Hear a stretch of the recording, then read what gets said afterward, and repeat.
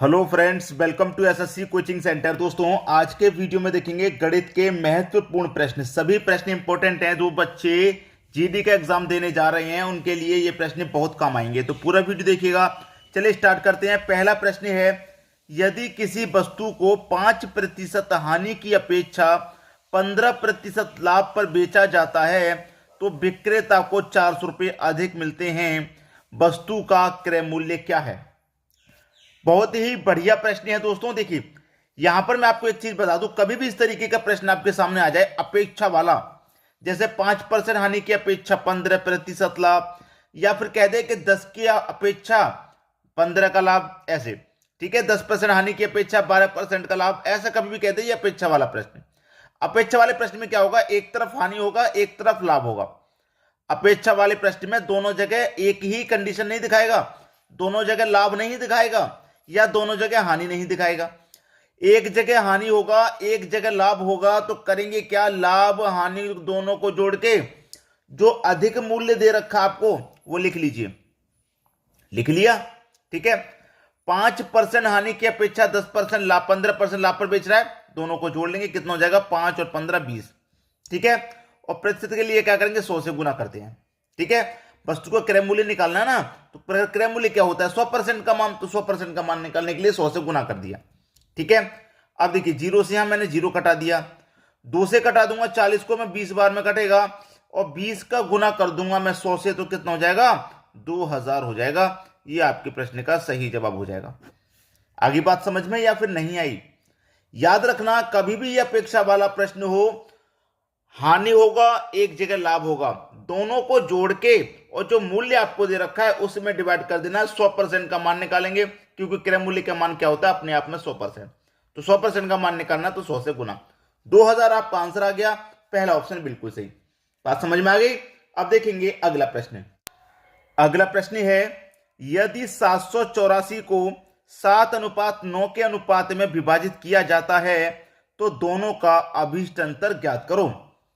आपके पास क्या है दोस्तों, दो व्यक्ति हैं, पहले को नाम ए दे दिया, दूसरे को नाम बी दे दिया, और दोनों के पास में अनुपात कितना है भाई, 7:9 है, ठीक है।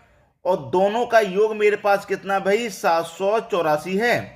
यदि 784 को 7:9 के अनुपात में विभाजित किया जाता है, भाई ये दोनों का योग है, इस योग को क्या करना है, 7 और 9 में विभाजित करना है, ठीक है। 7 और 9 में विभाजित करना है, इनका योग कितना है, तो फिर इनका अंतर क्या हो जाएगा वो पता करना है। मैंने क्या बोला है कि जब कभी भी आपके पास योग दिया जाए तो आप अनुपातों का भी योग कर लो, अंतर दिया जाए तो अनुपातों का अंतर कर लो, एलसीएम दिया जाए तो अनुपातों का एलसीएम करते हैं, बताया है कि नहीं। अब आपके पास योग है तो अनुपात का योग कर लो। 7 और 9 16, तो इस योग में अनुपात के योग से डिवाइड कर देंगे, ठीक है।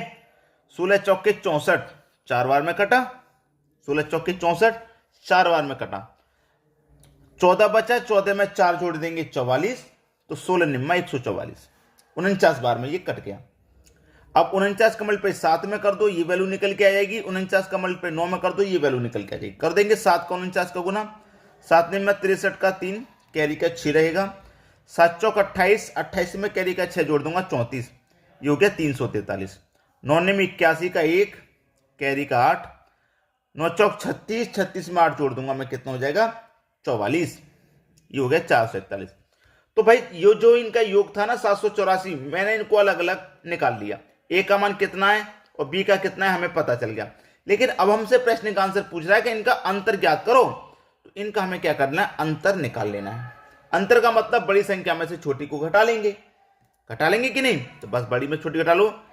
441 में से 343 को घटा दो तो 11 में से 3 जाएगा 8, ठीक है। 13 में से 4 जाएगा 9, 98 आ गया, क्योंकि 3 बचेगा, 3 में 3 जाएगा 0, तो 98। पहला ऑप्शन बिल्कुल सही हो गया। बात समझ में आ गई? अब देखेंगे अगला प्रश्न। अगला प्रश्न है, 342 गुने 348 गुने 316 का इकाई अंक क्या होगा। इकाई का अंक पूछ रहा है दोस्तों। इकाई के अंक के लिए मैंने अलग से पूरा वीडियो बनाया हुआ है, जिसमें किसी भी प्रकार का इकाई अंक को आप पता कर लेंगे। आप YouTube पर बस सर्च मान लीजिए इकाई अंक बाई एसएससी कोचिंग सेंटर के नाम से निकल के आ जाएगा, ठीक है। इकाई का अंक कभी भी निकालना हो, आपके पास क्या दे रखा है, देखिए 342 है, ठीक है, गुने 348 है, गुने 316 है। अब इतनी बड़ी बड़ी संख्याओं का गुना आपको नहीं करना है, बिल्कुल भी गुना नहीं करना है इतनी बड़ी बड़ी संख्याओं का। जब इकाई का अंक पूछा तो आपको मालूम है ना इकाई अंक क्या होता है, ये इकाई अंक होता है, ये इकाई अंक होता है, ये इकाई अंक होता है कि नहीं। तो आप इकाई अंक ले लो बस। इसका इकाई अंक मैंने 2 ले लिया, इसका इकाई अंक मैंने 8 ले लिया, इसका इकाई अंक मैंने 6 ले लिया, ठीक है। अब मैं 2 का गुना 8 से करूंगा, 2 अट्ठे कितना हो जाएगा, दोनों का गुना 16।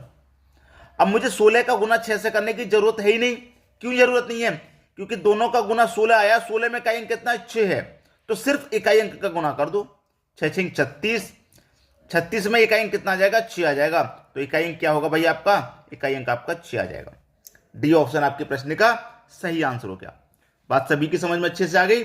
अब देखेंगे अगला प्रश्न। अगला प्रश्न है, विवेक से अनिल जितना छोटा है उतना ही तरुण से बड़ा है। देखिए प्रश्न कह रहा है कि विवेक से अनिल छोटा है ना, तो नीचे लिखेंगे जैसे विवेक से अनिल जितना छोटा है अनिल विवेक से, कह रहा है उतना ही तरुण से बड़ा है। उतना ही किससे बड़ा है, ये तरुण से बड़ा है। भाई तरुण से बड़ा है तो तरुण के ऊपर आएगा, विवेक से छोटा है तो विवेक के नीचे आ जाएगा। अब याद रखना इसमें एक कहा गया कि जितना छोटा है उतना ही बड़ा है। भाई इससे मान लीजिए 1 इंच छोटा है तो इससे 1 इंच ही बड़ा है, क्योंकि जितना इससे छोटा है उतना ही इससे बड़ा है। तो ये कंडीशन क्या हो जाएगी, आपस में बराबर, ठीक है। इससे ये क्या है, छोटा है, क्लियर है, और इससे ये छोटा है। अब इसका फॉर्मूला क्या होता है, विवेक से कौन अनिल छोटा है, विवेक से कौन अनिल छोटा है, ठीक है, बराबर। अब अनिल से कौन तरुण छोटा है, अनिल से तरुण छोटा है तो तरुण घटा दिया, भाई छोटा है ना तो माइनस लेंगे। विवेक से अनिल छोटा है तो विवेक में माइनस अनिल कर दिया, और अनिल से तरुण छोटा है तो इसको माइनस कर दिया, क्लियर है। अब देखिए यहां पर क्या आने वाला है, देखिए ये भी ए है और ये भी ए है, ये माइनस का ए इधर जाके प्लस का ए हो जाएगा, तो ए और ए कितना हो गया, 2a हो गया।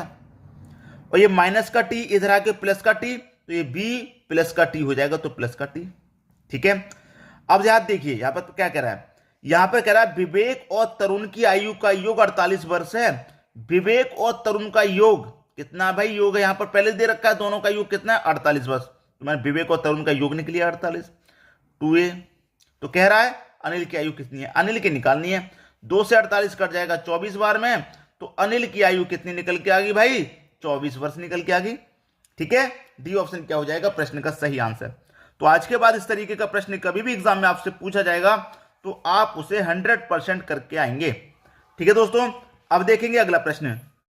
अगला प्रश्न है, राहुल ने 5000 रुपए के निवेश से एक व्यापार आरंभ किया। किसने, राहुल ने 5000 रुपए के निवेश से एक व्यापार आरंभ किया। 4 महीने बाद 4500 रुपए निवेश करके राम भी व्यापार में साझेदार हो गया, ठीक है, राम भी साझेदार हो गया। 2 वर्ष बाद दोनों का लाभ कितना होगा, लाभ का अनुपात पूछ रहा है दोनों का। भाई राहुल ने व्यापार चालू किया था 5000 रुपए से, ठीक है, और पूछ कब करा है, 2 वर्ष बाद का। तो जो भी लाभ होगा 2 वर्ष बाद होगा। तो 2 वर्ष में कितने महीने होते हैं भाई, 24 महीने, ठीक है। ये 4500 रुपए के निवेश से शामिल हुआ है, और कितने महीने के बाद, 4 महीने के बाद। तो 2 वर्ष में से 4 महीने तो गुजर गए, उसी के बाद तो शामिल हुआ है। तो कितने महीने के लिए शामिल हुआ है, ये 20 महीने के लिए शामिल हुआ है। 4 महीने बाद शामिल हुआ है तो 20 महीने के लिए, 200 नहीं, ये 20 महीने के लिए शामिल हुआ, ठीक है भाई। 24 महीने होते हैं 2 वर्ष में से, 4 महीने के बाद शामिल हुआ, तो 4 महीने तो गुजर गए, तो ये 20 महीने के लिए शामिल हुआ ना। अब इसी को सॉल्व कर लेंगे, आपका आंसर आ जाएगा। देखिए 2 जीरो से आपके यहां ये 2 जीरो कट गए, ठीक है, इनका अनुपात तो पूछ रहा है। अब देखिए 1 जीरो से यहां पे आपका 1 जीरो भी कट जाएगा, ठीक है। अब देखिए यहां पर हम कटा लेंगे, आपके प्रश्न का आंसर आ जाएगा। देखिए 2 से कटाऊंगा 24 को, ये 12 बार में कटेगा, ठीक है, 12 बार में कटेगा कि नहीं कटेगा, 2 से 24 12 बार में कटेगा, क्लियर। 2 से 24 12 बार में कट गया, ठीक है, 2 से 24 12 बार में कट गया। और देखिए 5 से 45 9 बार में कट गया, 5 से 45 9 बार में कट गया। अब ये आ गया 12:9। अब आपसे पूछ रहा है कि 2 वर्ष दोनों का लाभ का अनुपात क्या होगा। अब ये 12:9 आया है, लेकिन 12 ऑप्शन में नहीं है, तो कोई सेम संख्या से कटा दो। 3 त्रिक का 9 कटेगा, 3 चौके 12, तो 4:3 आपका सही जवाब हो जाएगा। 4:3 पहला ऑप्शन बिल्कुल सही।